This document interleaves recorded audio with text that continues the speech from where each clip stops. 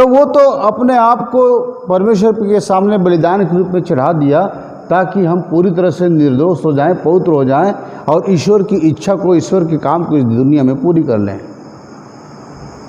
जिसके लिए हमारा जन्म हुआ। तो हम अब पापी नहीं हैं, दुष्ट नहीं हैं। दुष्ट के बारे में पिछले वीडियो में बताया भी हूँ, नीतिवचन 24:8 में।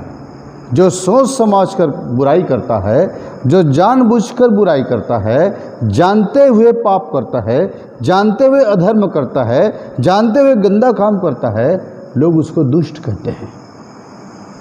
दुष्ट। तो इसमें तो बहुत सारे विश्वासी, बहुत सारे पास्टर हैं, बहुत सारे परमेश्वर के दास भी हैं जो जानते हैं कि नहीं करना चाहिए और उसके बाद करते हैं। तो किस श्रेणी में आ रहे हैं, धर्मी का कि दुष्ट का? प्रभु यीशु मसीह बोलते थे कि जिसके कान हो सुन ले। अरे भय नहीं है खुदा का तो तुम कौन सी किस जगह पर परमेश्वर की सेवकाई करते हो मुंह से बोलने पर? अरे वचन का प्रचार कोई कर लेता है तो वचन के प्रचार कर, जब तक तुम्हारे जीवन में बातें नहीं तब तक तुम बोलो मत उसको। वो काम नहीं करेगा उसके जीवन में। जब तुम्हारे जीवन में वो बातें हैं तो बोलो।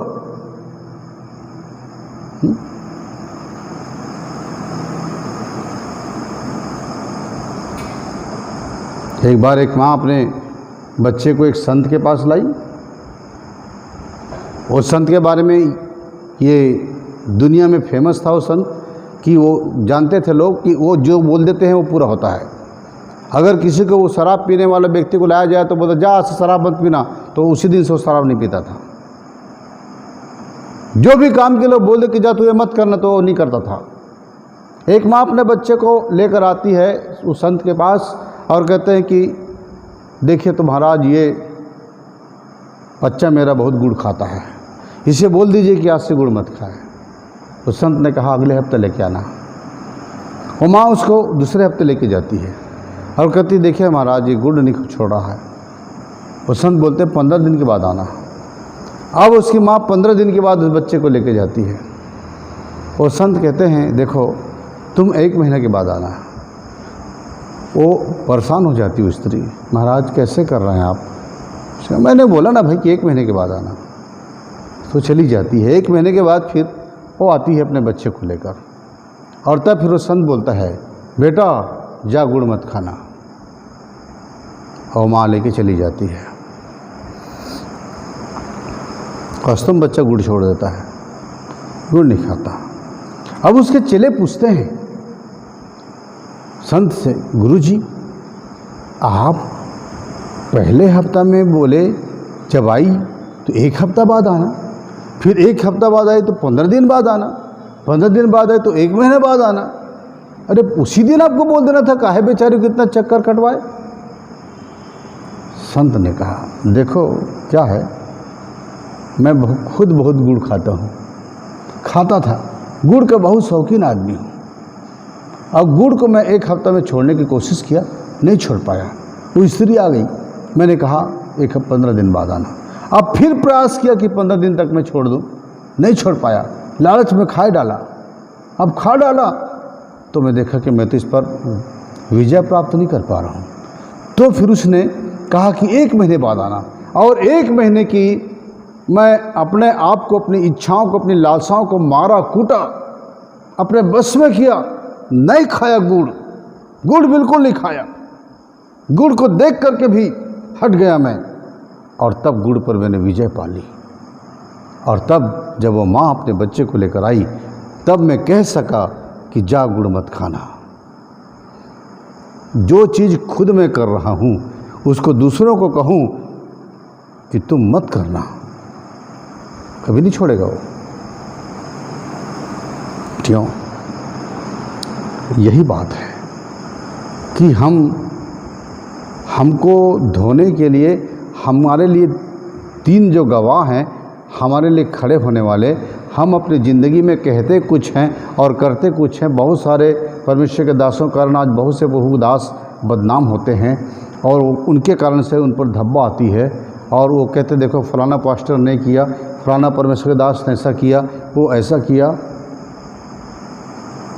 देखिए जब हम दुनिया को लात मार चुके हैं, दुनिया को लात मार चुके हैं, जब तमाम को संसार की चीज़ों को त्याग दिए हैं। ये पूरी ज़िंदगी मुझे मेरा परमेश्वर सिखाने में इसी ने सिखाया, कूट कूट के सिखाया है मुझे, भयानक कूटा है।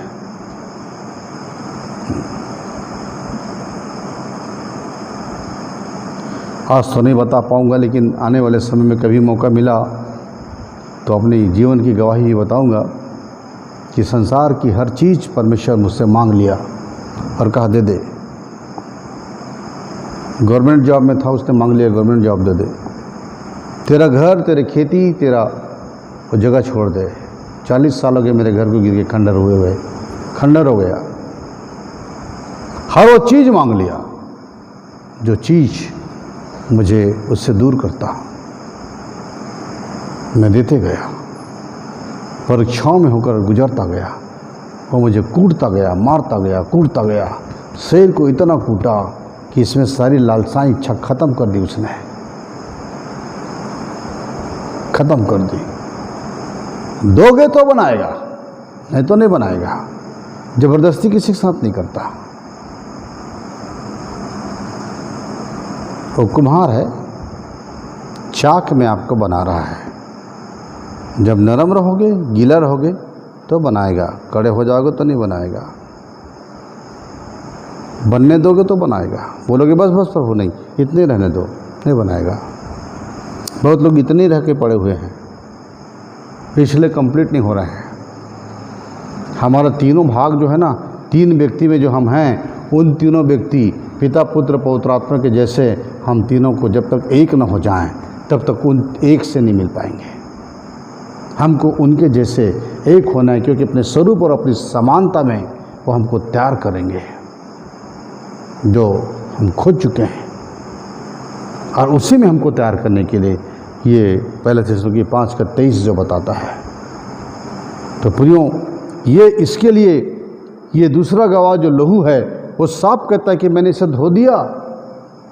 अब पहला गवाह कहता है ये तो मर गया पुराने जीवन के लिए, गड़ गया है, मैंने इसे मार दिया और गाड़ दिया, ये पुराना जीवन के लिए गड़ गया, अब ख़त्म हो चुका है ये पुराने जीवन के लिए। पुराना कहानी क्यों दोहराते महोदय? शैतान को बोले पुराना कहानी क्यों दोहराते, उसके लिए तो मर चुका है। अब तीसरा जो गवाह खड़ा होगा वो है आत्मा, वो है आत्मा।